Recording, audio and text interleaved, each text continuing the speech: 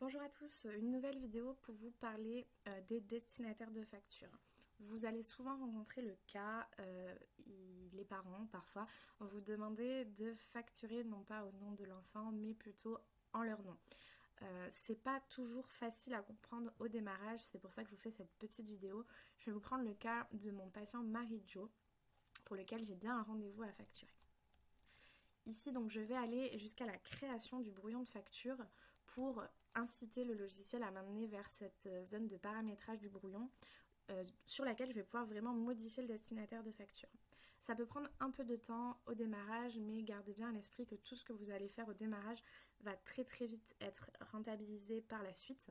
Donc ici, j'ai bien ma facture qui va être adressée à Marie-Jo. C'est un enfant, les parents me demandent une facture à leur nom. J'ai simplement dans cet onglet résumé au niveau du brouillon de facture, c'est très important puisque souvenez-vous, lorsque la facture est finalisée, je ne peux plus y toucher. Donc sur l'onglet résumé, j'ai une zone ici destinataire. On voit bien que c'est le patient qui est renseigné puisque pour l'instant, c'est la seule information que je vais avoir pour facturer, c'est les informations du patient. Donc je veux changer, je vais donc cliquer sur le petit crayon papier ici. J'ai bien mon patient Marie-Jo qui est la patiente. Je vais adresser la facture à un autre proche.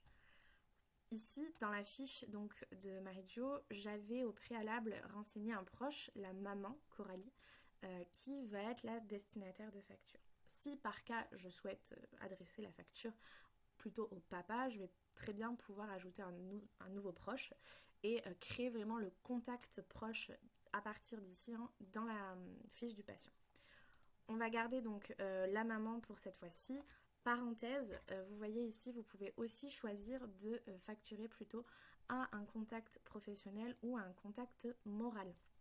Et oui, ici j'ai l'exemple de la PCO 75 parce qu'il y a des enfants pour lesquels je vais devoir faire des factures PCO.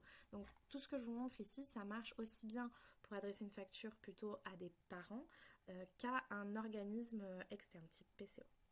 On va regarder notre exemple pour la maman de Marie-Jo. Ici, je vais choisir donc plutôt Coralie, la maman, et surtout penser à enregistrer pour que ce soit pris en compte. J'ai bien mon destinataire 1 qui a changé avec un proche, la maman. Je peux regarder, ça a bien changé à ce niveau-là. À partir de ce moment-là, je peux donc finaliser la facture, pas de souci. La prochaine fois que je facturerai un rendez-vous à cette patiente, le destinataire 1 sera toujours la maman.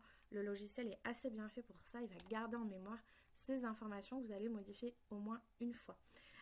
Donc je reviens à ce que je disais au début de cette vidéo, c'est très important, ça prend, on va dire, un petit peu de temps puisqu'il faut rester attentif à cette information au moins lors de la première facture, mais une fois, ça roule tout seul. Donc je vous invite vivement à passer un peu de temps au démarrage là-dessus. Vous verrez que c'est un temps qui sera vraiment rentabilisé par la suite. J'espère que ça vous servira et puis je vous dis donc à très vite pour une nouvelle vidéo.